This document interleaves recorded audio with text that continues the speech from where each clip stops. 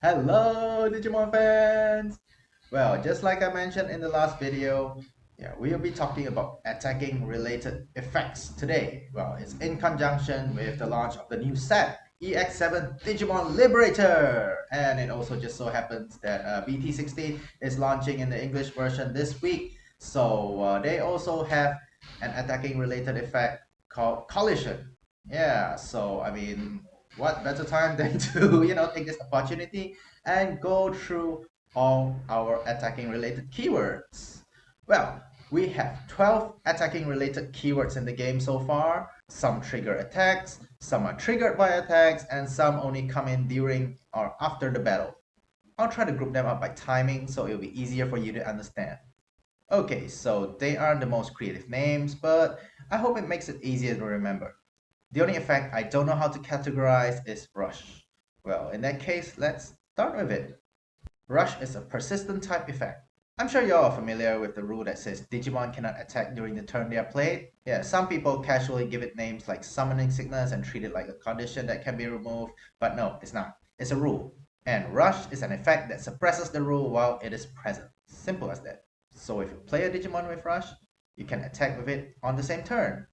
If you play a Digimon without Rush, but Digivolve into a Digimon with Rush, you can still attack with it. However, if you play a Digimon with Rush, then Digivolve into a Digimon without Rush, you would not be able to attack. Why? Because Rush only suppresses the rule while it is present. It doesn't remove the rule. So since it is a persistent type effect, it has to be present to allow you to bypass the rule. It also doesn't create an attacking window, so if you want to attack, you will still have to attack during the main phase like how you would normally attack. However, if you are looking for effects that give you an attacking window, well, look no further, we have three effects that do that. They are Blitz, Overclock, and Vortex. Overclock and Vortex are pretty new. They were just introduced in the Digimon Liberator Starter decks, which launched like just last month. And unlike Rush, these effects give you an attacking window in situations where you would normally would not be able to attack. So Blitz allows you to attack when the memory is on the opponent's side. However, you can't just attack with Blitz anytime you want, because Blitz always comes with a trigger. Well, its trigger is usually when digivolving, but attack of the heavy mobile Digimon gives you on-play Blitz. Well, regardless of its timing, Blitz always comes with a trigger, so you cannot randomly declare an attack with Blitz whenever the memory is on your opponent's side. You still have to fulfill its trigger conditions. Well, if you want to declare an attack whenever the memory is on your opponent's side, then you gotta have Vortex and Overclock. Oh, damn. That sounded a bit like a salesperson. Well, anyway, yeah. Both of them are trigger type effects that trigger at the end of your turn. So Vortex allows you to attack an opponent's Digimon at the end of the turn, even on the turn that it is played.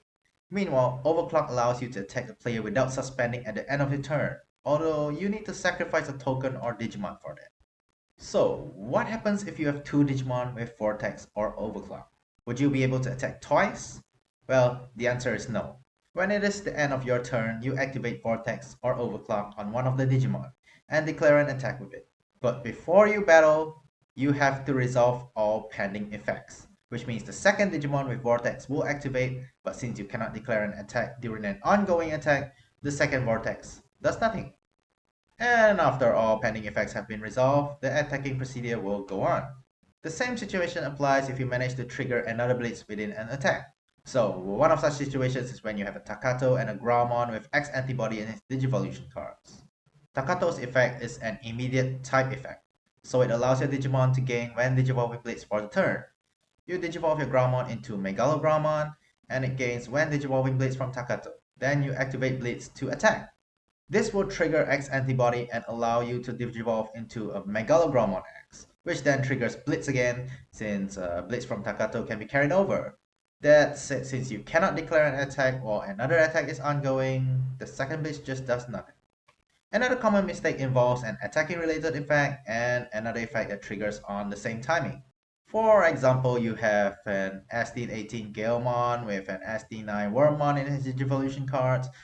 So some players might want to take advantage of Wormmon's effect by playing a blue color level 4 to get the memory onto their opponent's side, then declare an attack with Vortex before jogressing into something like Piledramon. Thinking that they will be able to battle before the jogress happens, then remove a second Digimon with the when Digivolving effect of Piledramon, but sadly that's the wrong sequence. You can still declare an attack with Vortex before you Jogress, as they have the same timing, but you must activate the Jogress right after that. So since Jogress turns your Digimon into a brand new Digimon, it is no longer the same Digimon as it was when it attacked, so the attack ends. This would also apply to other non-keyword attacking related effects like BT15 Multimon. If it is under a Tyrant Kabuterimon, you can't just declare an attack with this effect, then hold off Tyrant Kabuterimon's end of your turn effect until after the battle. Unlike the previous category where all the keyword effects could be described together, this is one big category with many different types of effects. The only similarity is that they all happen from the start of the attack to before the battle. Well, to simplify things, we'll go through the list by following the trigger sequence as per the attacking procedure. When you declare an attack, you trigger two effects, Raid and Alliance.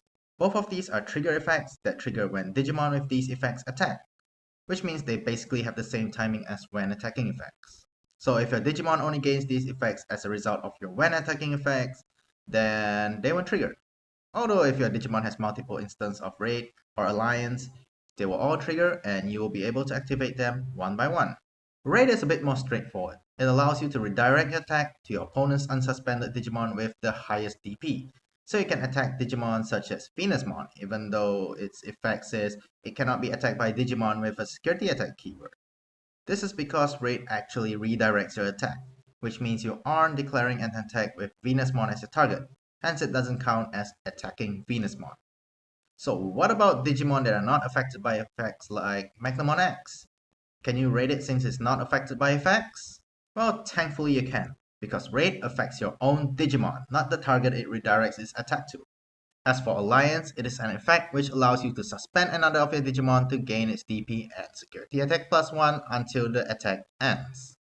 As you can see from the card text, by suspending one of your other Digimon is an optional processing condition. So if you don't suspend another Digimon, you don't gain the DP and the security attack boost. The DP you gain from Alliance is the DP of the target Digimon at the time it was suspended. So even if that Digimon gets a DP boost or reduction or gets deleted after you resolve Alliance, the DP you gain won't change. However, if there's a Digimon like Rapidmon X in your opponent's battle area, it would be a different case. Since Rapidmon X effect is a persistent type effect, it will come into effect without having to queue. So once your Digimon gets suspended by Alliance, it will have its DP reduced by 4000, and your Alliance Digimon will gain the DP with the modifier applied. That means if the Digimon you suspended was 4000 DP or less, you'd only gain the security attack boost, since the Digimon will have 0 DP from Rapidmon X's effect. Well, next up is Collision. Unlike the last two keywords, Collision doesn't trigger when you declare an attack. Surprise, surprise! Yeah, I noticed that a lot of players actually misunderstood Collision, which is why I purposely grouped up the effects so it will be easier to differentiate Collision from the other effects, especially Alliance and Raid. Anyway, Collision is actually a persistent type effect. It has two parts.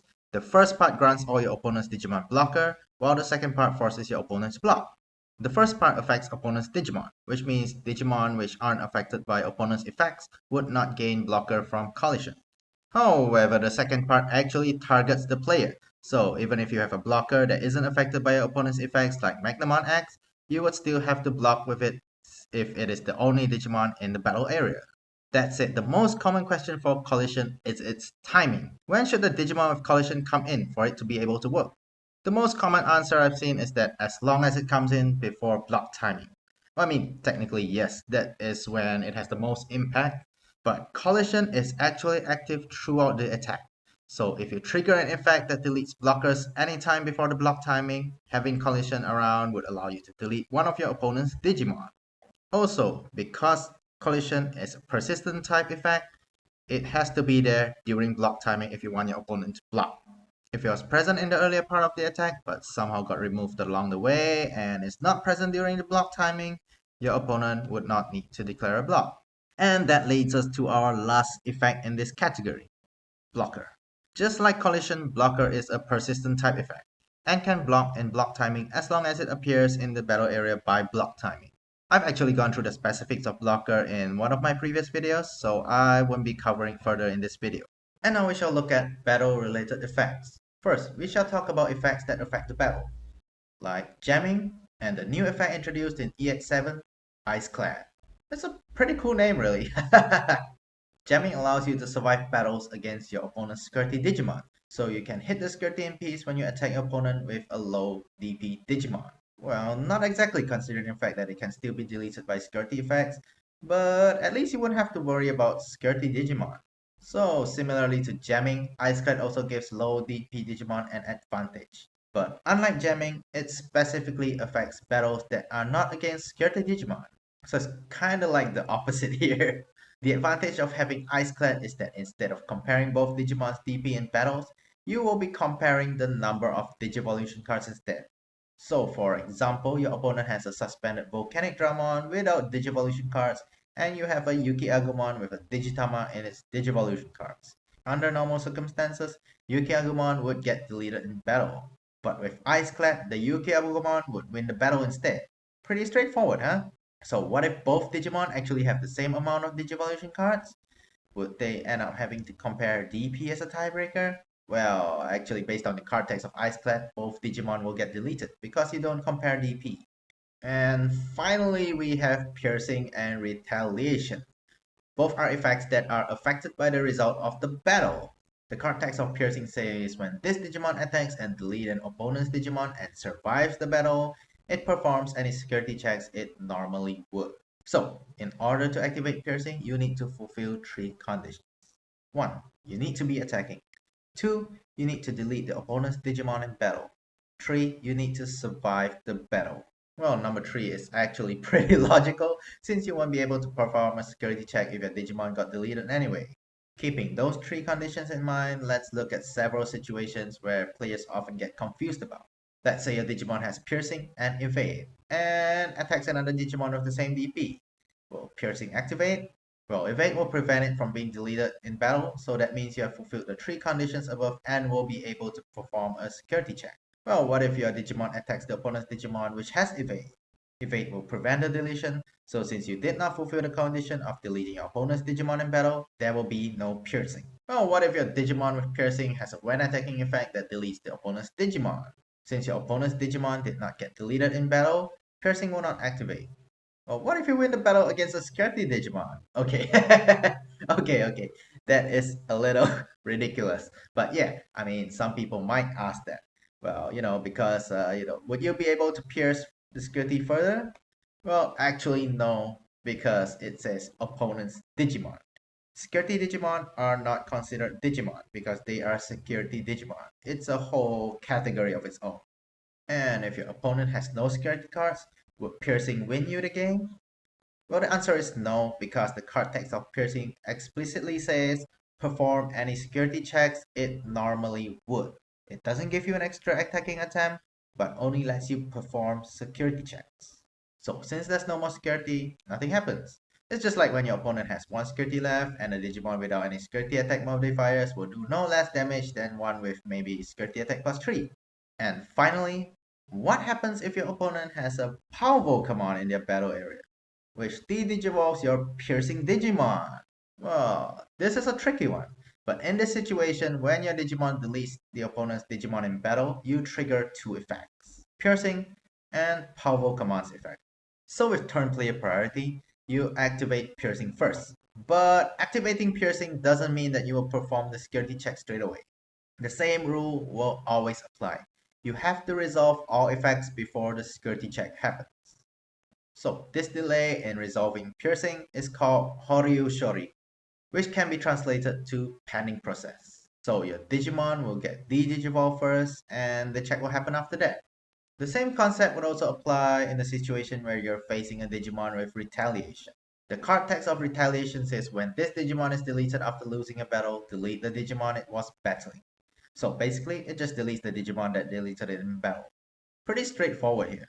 But how does it work when it faces off against Piercing? Well, similarly to the Power Pokemon situation, when your Piercing Digimon deletes a Retaliation Digimon in battle, it triggers both Piercing and Retaliation. With turn player's priority, you activate Piercing first, because it actually deleted your opponent's Digimon and survived the battle. Then your opponent activates Retaliation to delete the Digimon with Piercing. Since your Digimon got deleted, it is no longer capable of performing security checks. So no security check would be performed even if Piercing activated. What about the situation where you have a Digimon with two instances of retaliation? Well, in this case, all instances of retaliation will trigger, and you can activate all of them one by one until the opponent's Digimon is deleted. Well, it won't help if it's up against a Digimon that isn't affected by opponent's effects, but it can still help you get rid of your opponent's Digimon if they use evade to survive the first deletion. So with this video, we've covered all the attacking related keyword effects we have so far. Yes, even the one which is coming up on the 31st of May, Ice Clad with EX7 Digimon Liberator Extra Booster Set. Yep, who got themselves some EX7? Yes, if you haven't got them yet, go check out your local stores, check if you can still pre-order them. You know, I'm really excited for the set because I mean, they've been hyping it up with the webcomic, and wow, I mean, they even revealed some stuff like the English name for Hyoso. Yeah, a lot of players were talking about Hyoso and how they would translate it. Some people call it frozen armor, some people call it ice suit. Yeah, things like that. Yeah, and finally, it was revealed that it will be called Ice Clad. I think it's a pretty cool name. Yeah, don't you think so? Well, anyway, I hope you understand, my explanations in these videos. If you have anything, any questions which you like to ask further, or any requests, yes, feel free to hit me down there in the comments, or you can contact me via Digimon Meta or Ansan Gaming Channel. Well, that's all from me today. Thank you very much for watching. I hope you liked the video, and don't forget to like and subscribe. See ya!